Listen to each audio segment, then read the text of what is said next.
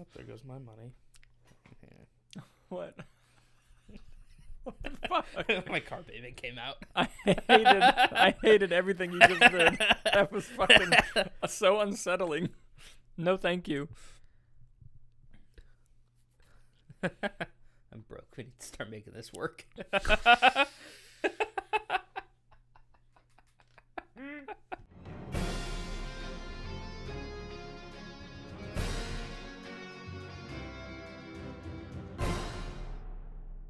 Hello, everyone. I'm Dalton Burdett. I'm Nick Iricchio. And we are the Movie Knights. Well, some of them. If you're watching this, it's because you want to hear our uncensored, unfiltered thoughts and opinions about the world of movies and entertainment news. So kick back, relax, and thank you for being part of the conversation. We took a little break last week. We did. So we got a lot of stories to catch up on because of that. We picked arguably the worst week to take a break on. Yeah, because of all the crazy shit that happened.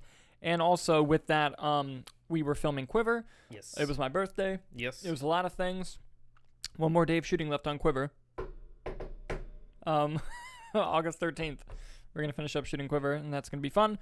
For now, though, Nick, we got a lot of time to catch up on. I say we dive right into the shit. I think we just go right in. Are we starting with news, box office? How are we going to do it? Oh, you know we're starting with the box office. Why did I even ask? What kind of a fucking question was that, dude? That's a fair point. So, opening number one last weekend was Bullet Train, opening to $30 million. Coming in number two was DC's League of Super Pets. In its second weekend, made $11 million, dropping 52%. So, pretty average, normal drop there. Coming in number three was Nope, making another $8 million, dropping 54% from week 2 to week 3. Pretty good. Coming in fourth was Thor Love and Thunder, making another $7.7 million, dropping 42% in its fifth week. Coming in at number 5, Minions: The Rise of Gru, coming in at $7 million, dropping 35% from week 5 to week 6 for the first time in 10 weeks. No Top Gun Maverick in the top 5. 10 weeks. Its 11th week it came in 6th, and it also made $7 million, but Minions: The Rise of Gru made $100,000 more. That's insane. Yeah. 10 weeks. Yeah. 10 weeks, dude. Good for Tom Cruise. Very good for Tom Cruise. He's very keeping good busy. for Top Gun. Yes, he is, and we're going to talk about him a little bit more. Yes. But I want to break down these numbers just a little bit. Bullet Train was made on a budget of about, this is oddly specific, $85,900,000. Which means the budget was $85 million, and then they had to get someone, and they wanted $900,000, or they negotiated them down to $900,000 from $1 million. Who do you think it was? Michael Shannon. Probably, honestly. Yeah. Yeah. Which, for no spoilers, but it was probably him. No, you know who it was? That was split between the two surprise people. Maybe. No, that's too much money. For those two? Yeah. Because Brad Pitt is arguably a bigger star than them, and when he cameoed in Deadpool 2, they paid him a cup of coffee. What about the voice? Well, they show up in the movie as well. Yeah. Maybe. But between the three of them, I'd believe it. Yeah, I don't know, it still seems like a lot. I don't want to say anything because the movie just came out. Yeah. There's 3 fun little appearances. Yeah. And it's a good time. I really like the movie. I know Nick feels a little bit differently. I thoroughly enjoyed the movie. I enjoyed it. I just said it was okay. But I never, have the dissenting opinion in our friend group. Yeah. I'm usually in the majority, so it was very Well, what's rare, we've alienating. said before on the show, it's rare when me, you, and Kyler agree. Yeah. It's even more rare when me and Kyler agree and you don't. Like you two against me happens, us against him happens. This almost never happens. No. Ever. So this might be the first that I could think of. If we'd have to really think about We'd it. have to sit and ponder it. But yeah. Yeah. Anyway, I say that I gave it 3 out of 5 stars. Yeah. But the majority of the group I think gave it 4.5. Yeah. So it's not a big margin. But I will contend I love 50% movies on Rotten Tomatoes because it's literally half. Yeah. You'll love it or you don't. The most baffling one to me is still The Accountant. Because that movie is fucking awesome. It's a good movie. It's so good. It's a good movie. But anyway, let's look at DC's League of Super Pets, which I still haven't seen, by the way. I know you have. Yeah. What'd you think? Fun? It was cute. Yeah, it was fun. I think I honestly, I think I like Minions: Rise of Gru more. Okay. But this was very good. It's very cool. There's some fun like gags in it because obviously it's like DC characters, stuff, so yeah. they do have some fun with it. Keanu Reeves as Batman is hysterical. Good. But honestly, the funniest character was this turtle that's in it that gets like the super speed. Oh, that's great. That character, every single line had me like dying laughing. Really? Yeah, and the turtle is voiced by. She is a popular TV actress. She was on Orange is the New Black. She's on the Netflix show Russian. Natasha Lyonne. Oh, nice. Good pull. Yeah. I wasn't going to get it. I figure, yeah. She's the whole voice cast. I'll tell you what, though. Kate McKinnon shows up. Really?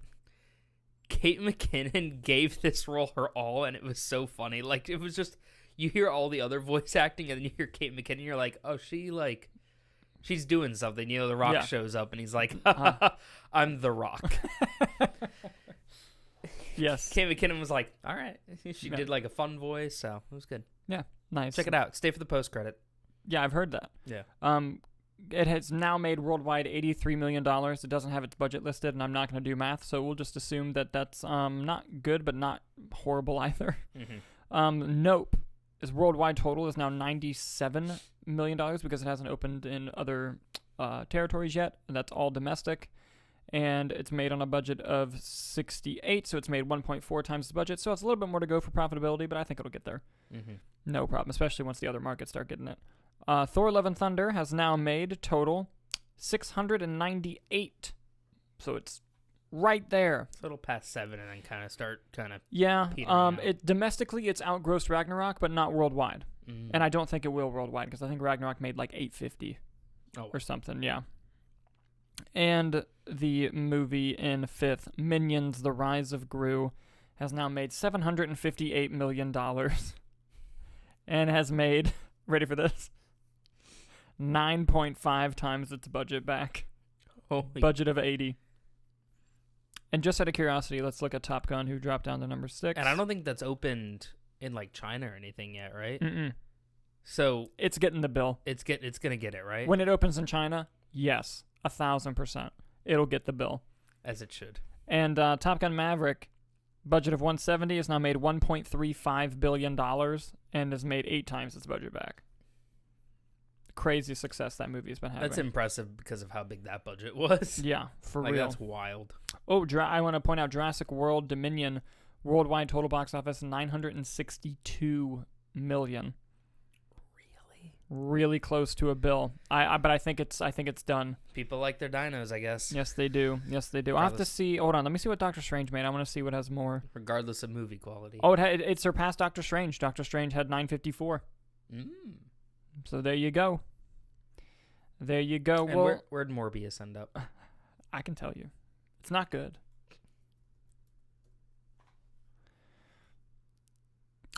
All right. I'm going to tell you the budget of the movie was $75 million. Okay. Tell me how much it made worldwide.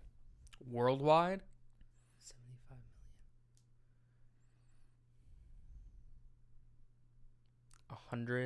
million. 125. No. Good guess, though. It was 163. Made 2.2 times the budget. It's not good. Was it 2.5 to be profitable? Yeah, about roughly. Yeah. But the way how many times they pushed and remarketed that movie, there's no way. Oh yeah, no, they're in the red on that. Yeah. But that's the box office for this week, guys. Let us know in the comments below what you thought. But before we move on, let's predict next week. Oh yeah. Hold on. Oh, you know what? I'm just gonna put it in the links here. I'm gonna put it in the bottom. Yep, That might be easier. I look at what opens next week. The fall, right? The fall opens next week. That was what Hannah was saying before, yeah. Okay. And E.T. opens in IMAX theaters, which we got our tickets for, motherfucker. I don't know if that'll crack the top 5. Probably not. But think about it. Right now, the number 5 movie is $7 million. Does E.T. make that? No, because it's only IMAX theaters. Yeah. Yeah, no, it won't. It might get like $1 million, $2 million, maybe. Good for Spielberg.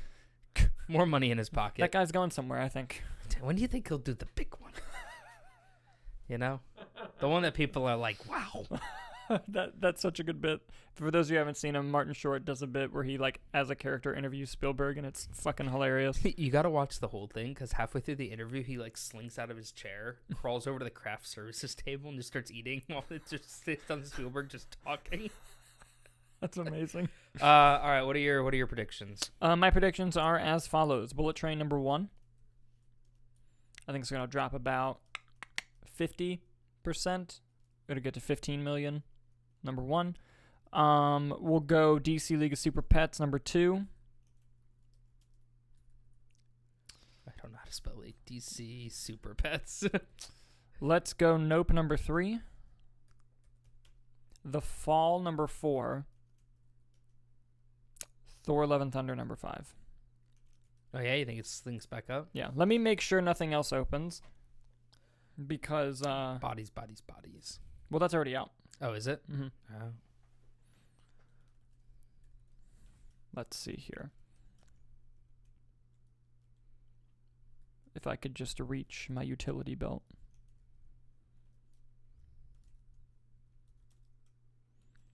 Now let's see what we got.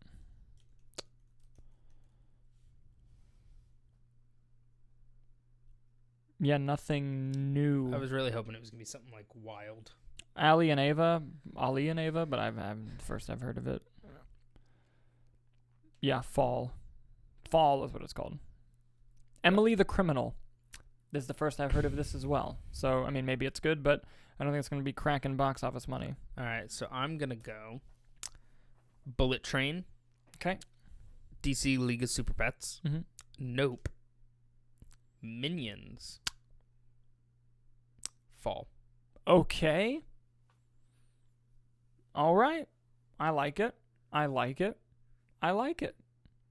Yeah, I did Fall number 4. Like, I like that we have it in 4 and 5. Yeah. Because I think the trailer is interesting enough to where people will go see it, but I also know there are people who are just so afraid of heights, they're just like, abso-fucking-lutely not. No. Yeah. And there's so people who are afraid of bullet trains. Wait a minute. That's actually really funny. But yes, that's the box office for real this time. I have to plow through some stories that are very interesting and deserve more time, but Jesus Christ, if I don't get through these stories, we're going to be here for 4 hours. So here we go. Coming from The Hollywood Reporter, recently, well, in recent years, I should say, SAG has been trying to unionize other parts of the industry, especially of relating to actors. Mm-hmm. And of the past few years, something that's been more increasingly common, and for good reason, is intimacy coordinators. And you may be asking, what is an intimacy coordinator? Well, they're kind of like the choreographer and the on-set guide for any intimate or sex scenes in a movie. And you might think that that's really unnecessary, but what we've basically discovered, and of course, is sometimes when you're hot and bothered, potentially really close to naked on somebody, you can get uncomfortable. And what? Yeah, what this person does is on set, they coordinate with each actor what they're comfortable with, what they're not comfortable with. They get with the director to talk about, what's important to the scene, and they kind of choreograph this sex scene based off of what the plot of the scene is, what the vibe of the scene is, and they kind of go through that with the actors. So it's to ensure safety, it's to ensure realism, and it's to ensure that the sex scene is serving its purpose in the story. Very, very valuable people. If you're ever going to do an intimate or sex scene on your film, you should have one, period. Mm-hmm. But with that being said, SAG has now opened union eligibility to said intimacy coordinators. I'm going to read a bit from the story. Performers Union SAG-AFTRA is gearing up to offer union membership to intimacy coordinators. The union, which represents actors, broadcast, journalists, stunt performers, and dancers, among others, passed a resolution during a virtual national board meeting on Saturday to create a path to SAG-AFTRA membership for intimacy coordinators. A few additional details, including the timeline for when the intimacy coordinators might be able to join the union and what eligibility requirements might look like for workers in these roles, were immediately available on Monday. The role of an intimacy coordinator greatly improves safety and well-being on sets and in productions that require intimate scenes, said the SAG-AFTRA president. Their value is immeasurable, and the national board is committed to bringing intimacy coordinators into the SAG-AFTRA family and ensuring they have the kind of benefits and protections other members already enjoy. Whoo! I talked really fast. Mm-hmm. What do you think of intimacy coordinators getting SAG-eligible membership? I mean, I think that's great. I think it's an important role on set if you're going to have a movie or a scene that revolves around that. Mm-hmm. And especially in like this day and age, this climate where you have all these like sexual harassment, sexual assault allegations, especially the ones stemming from Hollywood. Mm-hmm. I think it's important that there's a person on there that can facilitate that kind of stuff, because if those scenes aren't overseen or supervised outside of like the direct, you don't know what's going on. Yeah. So the fact that there's a position dedicated to that and making actors and everyone on set just more comfortable with it, I think is an important role that they should have SAG-AFTRA eligibility. Yeah. For sure. Yeah. I think it's a great thing as well. What do you guys think about intimacy coordinators getting SAG-AFTRA eligibility? Let us know down in the comments as we move on to our next story. This one's a bit fascinating. Bless you. This is an exclusive from The Wrap. So turns out the rights to Tomb Raider were up for grabs. And suddenly a bidding war emerged for the rights to Tomb Raider. The most recent one being, of course, I think it was the 2018 film starring Alicia Vikander. It was 2018 that came out? Something like that, yeah. I never saw it. Yeah, me neither. But I've heard mixed things about it. I know Walton Goggins is in it. I'm a big Walton Goggins guy. We love Walton Goggins here. But that is really fascinating in terms of, I had no idea the rights were even up for grabs, because clearly the industries are starting to get better at video game adaptations. They haven't quite nailed it, but they're getting there. Mm-hmm. And MGM has won the rights of Tomb Raider. I believe MGM is owned by Amazon as well. And with that also, Alicia Vikander, who was in the 2018 one and eventually was going to hopefully do sequels, has stepped away from the project for whatever reason. It's probably just, she's not interested in it anymore. So basically MGM now has rights to relaunch Tomb Raider and fully fresh. And with the Amazon backing, I hope that's right. I'm pretty sure Amazon owns MGM now. But with that backing, I think that this could really potentially be a really great franchise move. What do you think about MGM obtaining the rights to Tomb Raider? Like I said, I hadn't seen the one with Alicia Vikander. I heard mixed things on it, and I personally have been enjoying the video game movie adaptations that I've seen lately. I really enjoy both Sonic movies, which I claim I stand by have no right to be as good as they are. And for what it's worth, I don't think it's, oh my God, incredible, but I did have a fun time watching Uncharted. Mm-hmm. Same. So, it seems that we're in a direction where hopefully they're going to start improving more. Speaking of which, I know we don't have it, but they announced a live action Pac Man movie. Yes. So that's us covering that. I should be really funny and leave like a timestamp that says Pac-Man. like Pac Man. They're doing it. But I mean, yeah, let's go for it. Why not? I think I've played some of the games. They're very entertaining. Mm-hmm. And it's been successful in the past, right? They had a whole franchise with Angelina Jolie. Yep. I'm sure the concept was to franchise Alicia Vikander's version. I'm not sure what production issues or whatever arised from that not happening, but let's do it. Amazon, if they are owned by it, they'll pour money into stuff. So, yeah. What do you guys think about MGM obtaining the rights to Tomb Raider? Let us know in the comments as we move on to our next story. Again, sorry, plowing through them because you've seen the thumbnail and you've seen the title. We're going to get to all the Batgirl and DC shit here in a minute. So at Comic-Con, it was announced that there's going to be 2 Avengers movies that close out Phase 6, Avengers The Kang Dynasty and Avengers Secret Wars. Well, Avengers Kang Dynasty has found its director in Dustin Daniel Cretton, who directed Shang-Chi and the Legend of the Ten Rings. This is what the Hollywood Reporter had to say. Dustin Daniel Cretton, who helmed last year's Marvel hit Shang-Chi and the Legend of the Ten Rings, has come aboard to direct Avengers The Kang Dynasty, the Hollywood Reporter can exclusively reveal. Cretton is already well entrenched with the Marvel family. In addition to directing Shang-Chi, which grossed $432 million worldwide, he has an overall deal with Marvel that he has signed in the wake of Shang-Chi's success. As part of that, he is developing with Andrew Guest, a writer, producer on comedies such as Brooklyn Nine-Nine and Community, a live-action series featuring Wonder Man, which we've reported on the show, and he will executively produce and possibly direct an episode or or more of it, he also has a Shang-Chi sequel in the works. It's unclear who is writing Kang Dynasty, or what happens even in the team's roster, but Feige laid out a timeline that had the Kang Dynasty and then Secret Wars 6 months later. So, I think this is a fucking fantastic move. Excellent choice. I love Shang-Chi. Yes. I flip depending on the day of if Spider-Man No Way Home or that is the best thing of Phase 4 so far. Yeah, like catch me changing hourly. Yeah, it's such a fantastic movie, and I think he's a very talented filmmaker. Mm-hmm. What are your thoughts on this, and what do you think he can bring to the Kang Dynasty? Good action. I think Shang-Chi has some of the best fight choreography in the Marvel Universe. Yeah, so yeah. I'm all aboard to see, and especially when he gets to play with other toys in the sandbox and their abilities and powers and whoever they're using, I'm sure he can come up with a bunch of creative stuff. I am excited of the concept of us getting to see like teammates use their powers together. Yeah. Which we haven't seen in a long time outside of like Endgame and stuff. So I always like it when like Thor would supercharge Iron Man or Thor would like hit the shield or whatever be it.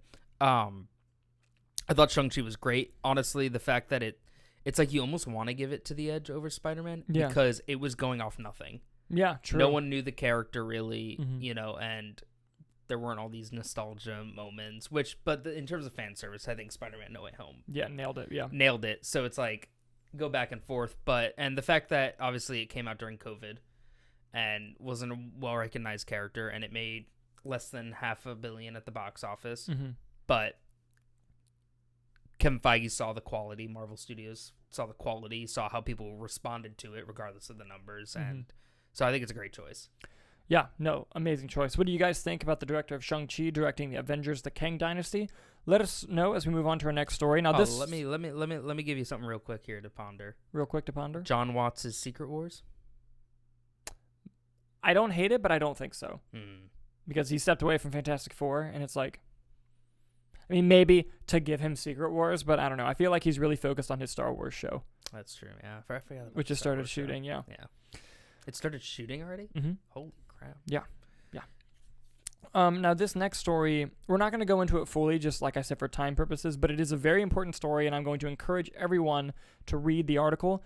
A Vulture article came out about Marvel VFX artists and how it's basically going through old Marvel VFX artists and just them saying, yo, we have been fucked by Marvel in terms of like the amount of work they want, little turnaround time, very rude, very unprofessional. And they don't name names of the people because, like, there's tons of fucking... It's everyone. It's so many people going through up and down the whole thing. Yeah. So many coordinators. But it's a really interesting look behind the scenes, especially, like, through the COVID pandemic of them being afraid they're not going to have that much work and then getting too much overworked when the things aren't being done on time and movies being pushed because VFX aren't done and that whole thing. And, you know, someone said a long time ago that I fully agree with, movies are never finished, they're just released.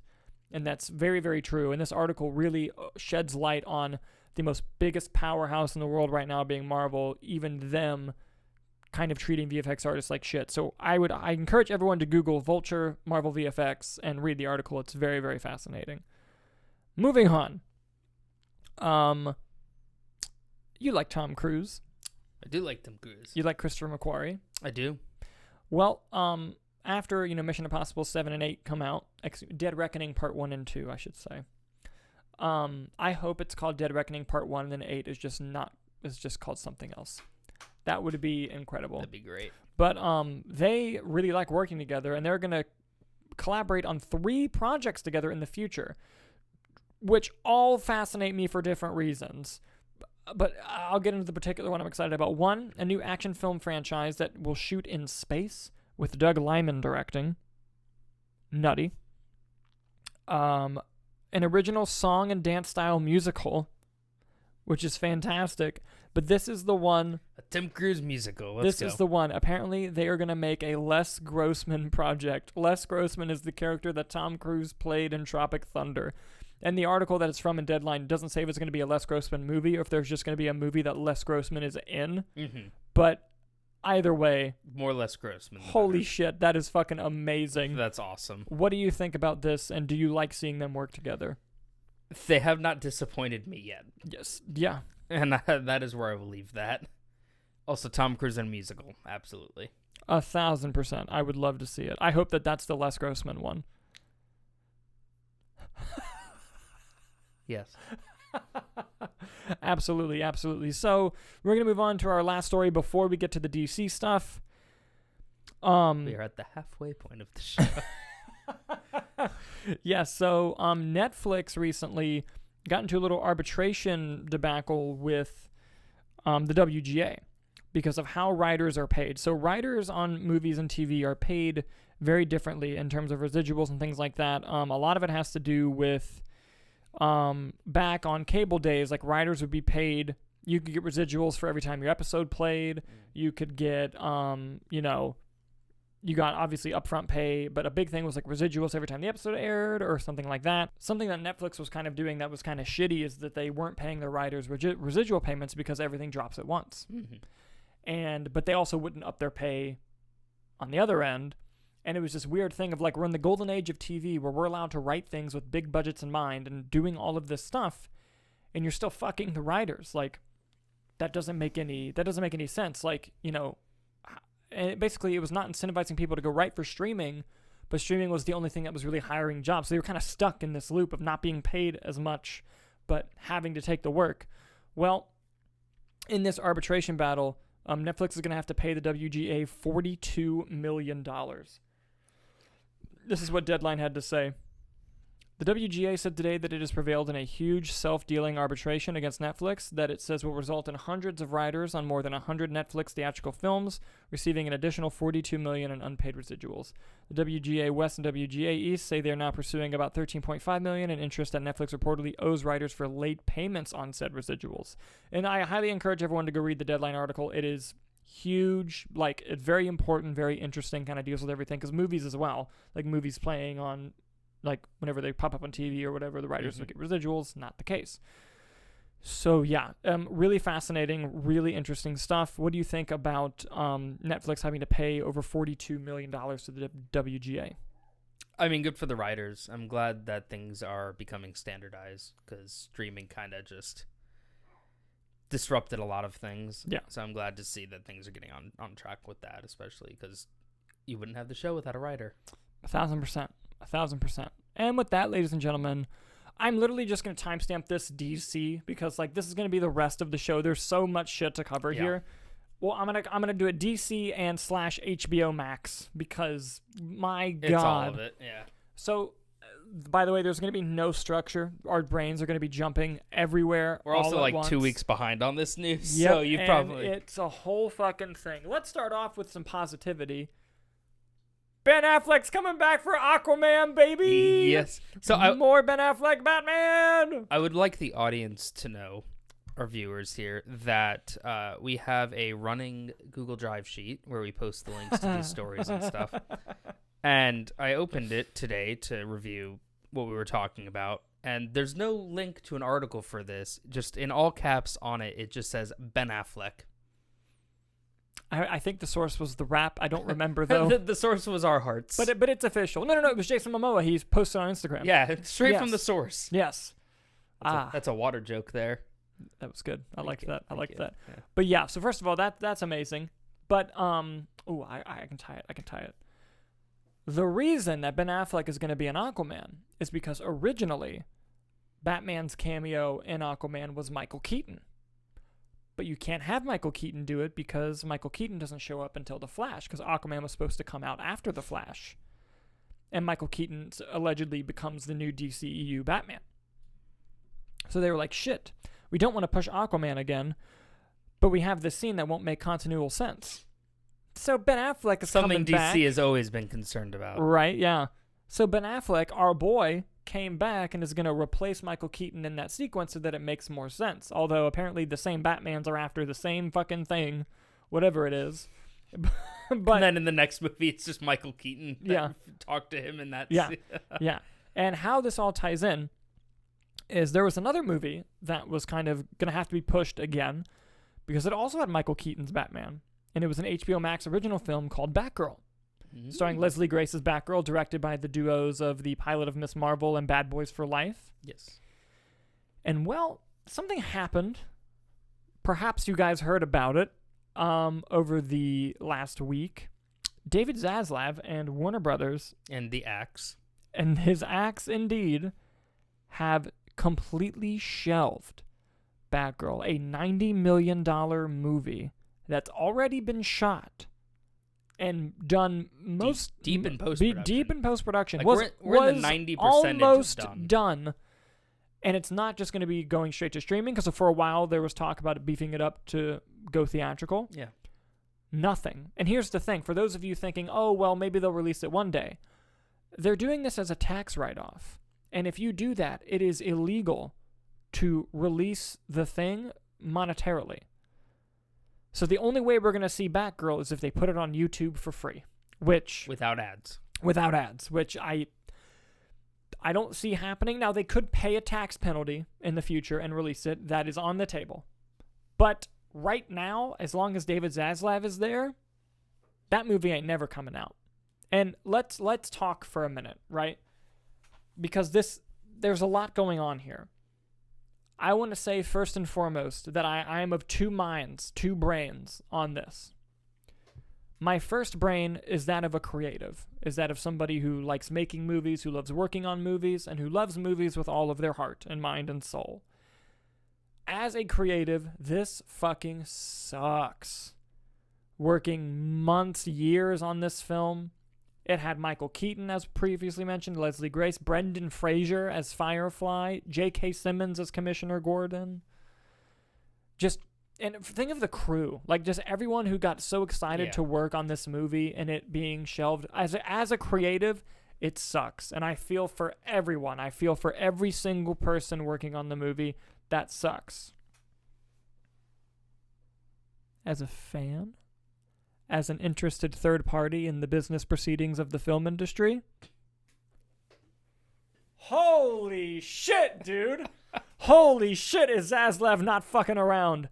What a way to just pull it out and all over like the fucking table, dude. No, because like what this is a direct rejection of the previous regime, of Jason Kilar, Ann Sarnoff, all the people who ran Warner Brothers, because their whole thing last year was, we're going to put everything on streaming. HBO Max is the number one priority for the company. $100 million movies straight to streaming. Yes. Yeah. And they said, we're going to make a ton of smaller little movies. We're going to put HBO Max originals, pump that shit out. Boom, boom, boom. HBO Max, it's the future, it's the future, it's the future. And I will say HBO Max is a very good service. Mm-hmm. David Zaslav thinks a little differently. And he sees DC as a big brand. He sees DC as it being theatrical for its films. And he wants to make money, and he looked at Batgirl, and they could have put more money into it, gave it some reshoots, made it a theatrical release, but he didn't believe in what he saw, and he canceled it. Takes some balls, dude. And like I said, as a creative, that sucks. But as someone who's wanted to see somebody take DC seriously and not just fucking, dude, the whole, like, there's been 3 regime changes since 2013 at Warner Brothers, and 2 of the previous regimes did not give a fuck about these characters and about what they can do. Finally, someone is like, no, if it's shit, I'm not putting it out. Yeah. And like, yes, there's a lot of trouble with The Flash, but from all accounts, from a business perspective, what we've heard is that movie fucking rules, at least from the early screenings. And they're definitely done with Ezra. They are not going to be The Flash after that movie at all. And you can't reshoot it because they are in every frame, basically.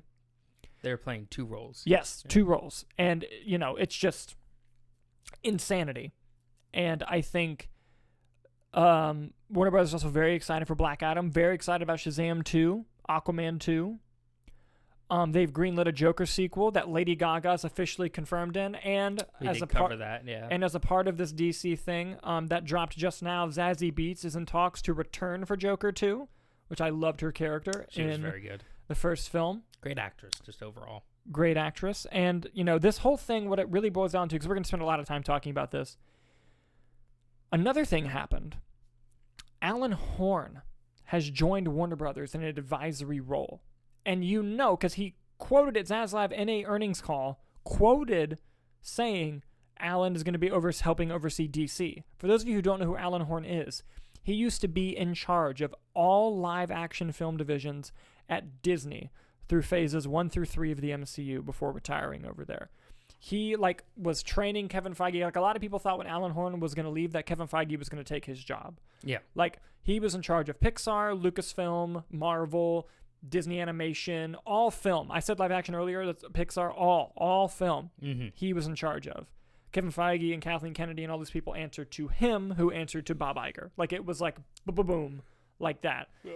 He is now advising DC, and so you know he is helping with this plan. And in the earnings call, David Zaslav also said that they are going to make DC its own film studio, finally, and that they're going to construct a 10-year plan similar to that of Kevin Feige and Marvel. The fact that the DC wasn't a studio already is crazy. Insane. Yeah, and so as a creative, this fucking sucks. But as someone who's wanted to see this be taken seriously over at Warner Brothers for so long, maybe I don't agree with the move, but the fact that moves are being made to ensure that. Big ones. Like, it's not like it was something subtle of like, oh, we're going to delay it and we're going to do some reshoots. It's like, no, we're done. Yeah. Like, this is done. Yeah. And then not only that, HBO Max, tons of HBO Max stuff got canceled. Yeah. Pulled from the service as a way to save money, because if it remains on the service, you have to pay residuals to the actors. And if no one's watching it. And they just straight up king physical media. I've been doing it for years, always do physical media. Anyway, Nick. That's the worst thing to come off of this.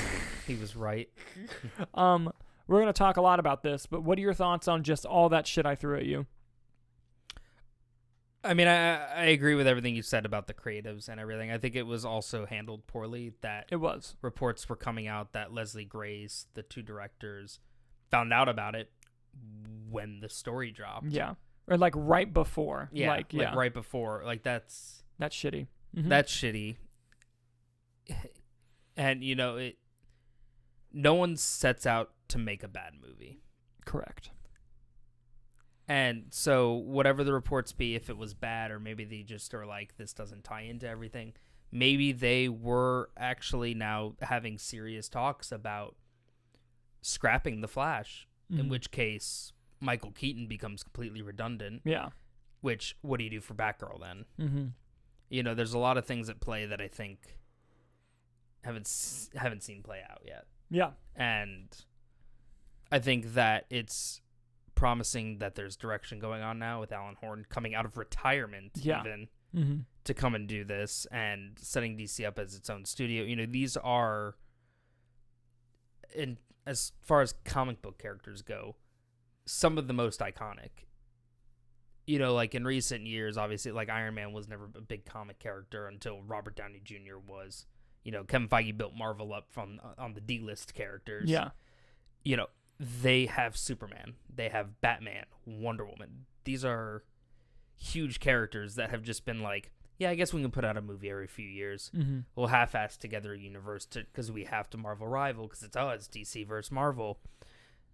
So the fact that, as extreme as the moves are being, the fact that they're happening shows that they are taking it seriously and might be cool.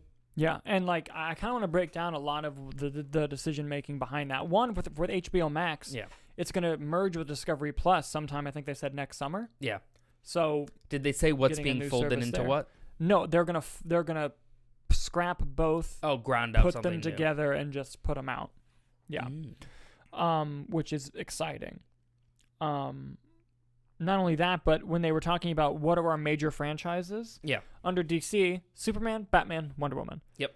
3 characters that have been, with the exception of maybe Batman, not that much used, especially Superman. Jesus Christ. Yeah, the last Superman movie we had was 9 years ago. In Man of Steel. Yes. Yeah. What the fuck, dude? And like, finally, people like putting this together of just, the message, because here's what it was. It was a power move. It was, fuck the old regime. Mm-hmm. I'm the captain now. We're going to put out these movies. We believe in these movies, this franchise, and we're only going to put it out if we know it's fucking good. Yeah. I mean, fucking A, can you really argue with that? And it's the actors are really just kind of, and the people who made those movies, the crew, they're just kind of victims of a regime change, which we see happen all the time. But I want to say, even outside of the industry, there's layoffs that happen because of mergers constantly. And since it went theatrical, I fucking hope Blue Beetle makes it through. Yeah, because it has gone theatrical, and that apparently I've heard like it's very good. See, here's my whole thing with all of it, though, like Blue Beetle going theatrical and stuff. Mhm. Are they, this 10-year plan, are they going to try to fix the structure of a building that's already built? Mhm. Or are they just going to demo it and build it from the ground up? See, that I would love to know that also. In which case, does it matter that any of these movies are coming up if we know the end game? Yeah. You know, like, it's hard to get excited for, like, an Aquaman 2 when it's like, okay, but this isn't building toward anything. Can I? Yeah, no, you're right. Like, we're gonna find out soon. Yeah, no, I'm sure. Like maybe like within a year or so. Yeah. Of, hey, are you rebooting? Are you just starting over, or are you gonna take what's remnant of the DCEU, actually form a plan and go? Yeah, like just cap it off at a certain movie and be like, oh, that was phase 1. Yeah. We don't talk about that. And then Yeah. you don't throw a number in a title. It's not Man of Steel 2. It's Superman, whatever. Yeah. Wonder Woman, Yeah. whatever. A Ben Affleck movie, Dude, whatever. I would love no, that. but, like, you know what I mean? Like, it's hard to be like, oh, Aquaman 3 is coming out. No, Aquaman, this. And you can just forget about And here's the thing with Zaslav. As long as it's good and successful, he's a fan. Yeah. Which is why the Matt Reeves Batman universe can continue. Yeah. The Joker universe can continue. And, you know, with DC and them embracing... Peacemaker Season 2 can happen. Can happen. I've heard that the Penguin show is safe, and it's going to happen. Yeah. Which is in the Reeves universe. And, like, I'm curious as to how these things are going to play out because, you know, we know that DC embraces multiverse, but something that we've heard, Walter Hamada almost quit over the Batgirl thing, and he's agreed to stay through the Black Adam release, but we don't know if he's going to stay after that. But do we like Hamada? It's a mixed bag on Hamada. Yeah.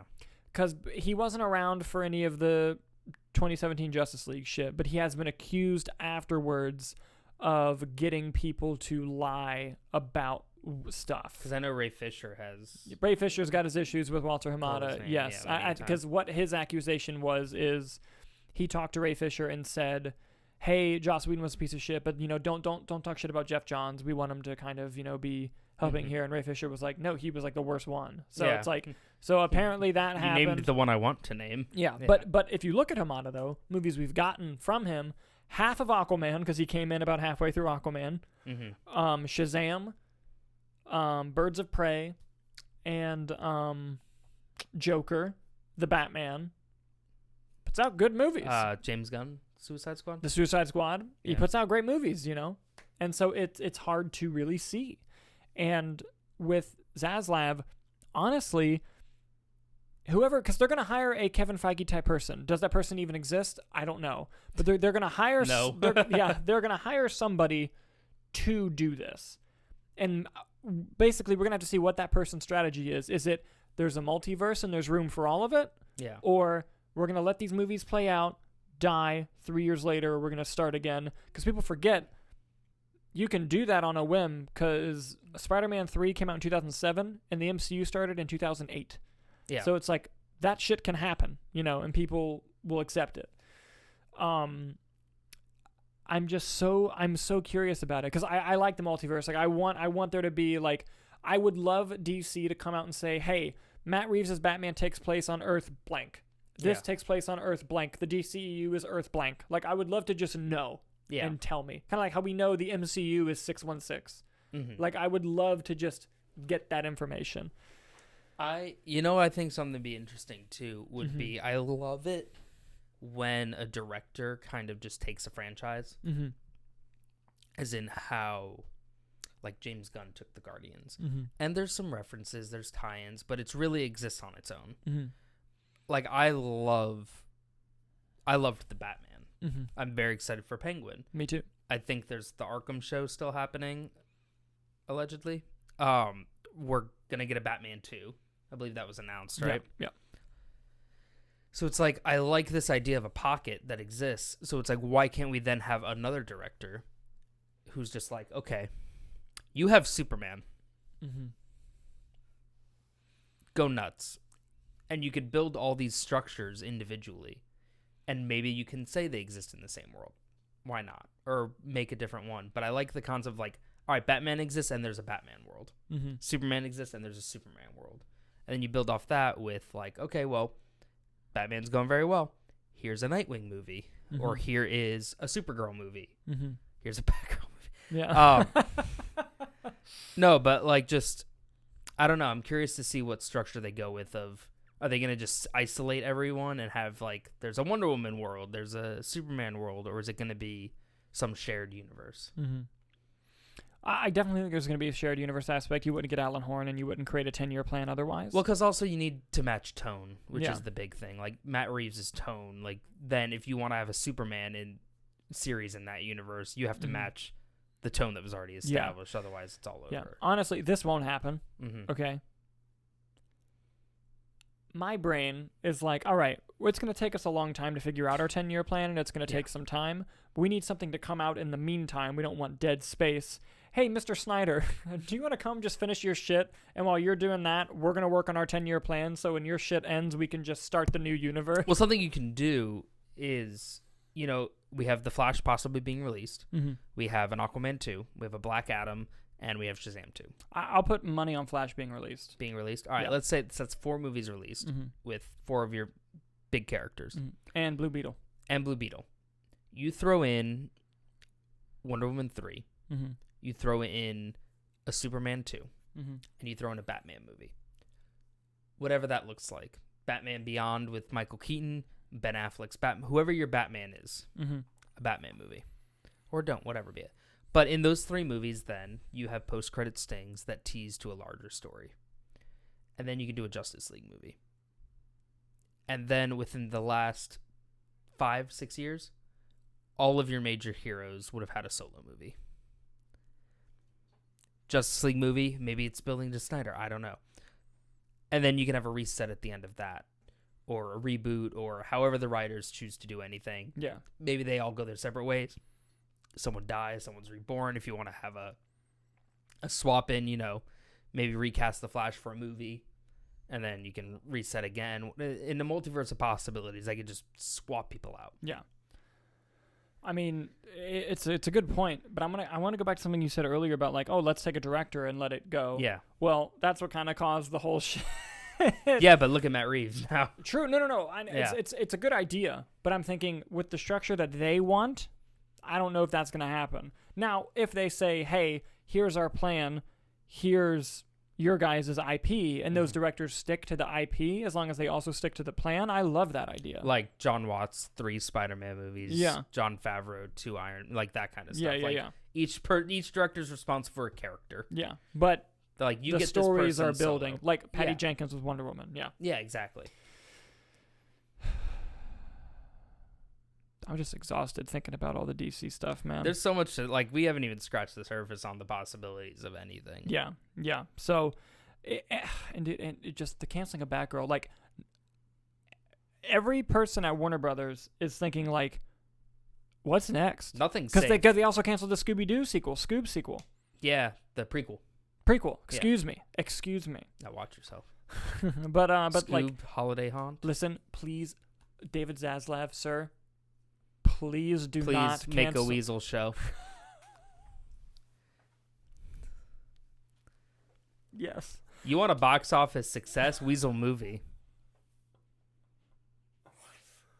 Please don't cancel Evil Dead Rise. Please put it in theaters. Put Evil Dead Rise in theaters. You'll make so much money. Whatever you need to make it profitable, I'll go see it that equivalent. I will quit my job to make it happen. Yeah. 1,000%. Sponsor us for Evil Dead Rise. But see, now that's an interesting point you bring up of Evil Dead, because we really looked at a lot of this stuff just in the scope of DC, because that was one of the main things that got axed. But to be a creative over at Warner Brothers, like you said, the Scoob Holiday Haunt canceled, and then, like you said, Evil Dead Rise. What are they focusing on? Does the 10 million budgeted horror movie make it through streaming, or are they going to push it to the actual, or are they just going to get rid of it? They're like, oh, 10 million? We've axed larger. Because they said a high number with Batgirl, too. They were like, 100 million's not going to cut it. Well, the good news is they only have until mid-August to write out their tax breaks from the merger, because that's the loophole. So if we make it to September and we don't hear anything about Evil Dead, we've made it. Yeah. So, I mean, there's a lot. But also, you bring up a good point about the creatives, because last year all the creatives got pissed off when everything went straight to streaming, especially Christopher Nolan, who fucked off to Universal. And now this year... What a move. Yeah. And now this year, everyone is like, well, fuck it. If that's the new normal, let's do it. And then now they're undoing that normal. So now more creatives are like, well, why would I work at Warner Brothers if they're just going to put my movie on streaming? Why would I work at Warner Brothers if they're just going to cancel my fucking movie? Yeah. But I think that this is just the beginning. And I think that as it plays out in the long run, this strategy will become talent friendly. I think just there's a whole lot of shit to clean out from the previous regime. I think the biggest thing is going to be gaining that trust. Mm-hmm. Because you want to build a universe. You know, you want to build a 10-year plan for DC. You want to make movies, not even just DC, but just the Warner Brothers IP that they have. Like, clearly they have Evil Dead. Yeah. But to attract new talent, to attract new creative, like the Evil Dead Rise, it's directed by like an indie director who hasn't had any theatrical. Mm-hmm. So it's like, are you going to want to, or is new talent going to want to take that risk of like, well, I'm going to pour my heart and soul. This is my big break. Mm-hmm. And then it gets canceled. And they're like, well, no one saw that, so no one could base anything. Yeah. You know, it's going to be hard to attract talent, I think. I think so too. So, you know, if they can find one or two people that can really show a precedent and the faith of, especially stuff under the new regime, like Evil Dead Rise was the old regime. Mm-hmm. That was already filmed. Yeah. So it's not like they can use that as a thing. But as they start making movies under Zaslav and seeing those released, and be like, look, we have a direction. And, like, we gave this person freedom. Like, you could see that it's very much their movie. Yeah. You know, I think that will be the hurdle, but it's finding that initial person. Yeah. Who will take that leap. And I love how our conversations change of, man, why is Evil Dead going straight to streaming? They should put it in theaters now. It's like, please just release it. I don't care how it's released. Yeah. We want it. Yeah. We're Evil Dead fans here. What can we say? Yeah. But yeah, it's a whole thing, and I'm sure we're going to be talking about this for years to come and the ramifications of this. Oh, I'm sure more and more is going to come out. Yep. But ultimately, what do you guys think about David Zaslav making big changes with Warner Brothers and the cancellation of Batgirl and other DC crazy news things? Let us know in the comments as we close out today's show. Something that I want to bring up also is that if you watch us, but you don't really have time to actually watch the video, you can listen to us on audio on Acast, Spotify, Apple Podcasts, basically your podcasting app of choice. And if you're listening to us, you can watch us on YouTube, and you should subscribe and do all that good stuff. And also, we want to start taking some topics and ideas from our viewers who we really appreciate. So if you want us to talk about something on the show, I'm not guaranteeing that it'll be used. Mm-hmm. But if you want to talk about something on the show, this is really embarrassing. I'm going to say what our email is, because when we made this channel in 2014, can we just make a new one? Like, I'm working on like changing it. Okay. I'm working on it. Okay. Because originally we were dumb as fuck in like early 2015. We're like, what should be the YouTube channel be called? And we were like, it should be called Film Schooled. Like, you've been schooled with a D and everything. With a D, no E. And so our email is filmschooled@gmail.com. So if you want to send us something to talk about on next week's show, no guarantee we'll use it, but hit up that email and I'll take a look. Filmschooled, SCHOOLD @gmail.com. Yep, that's the one.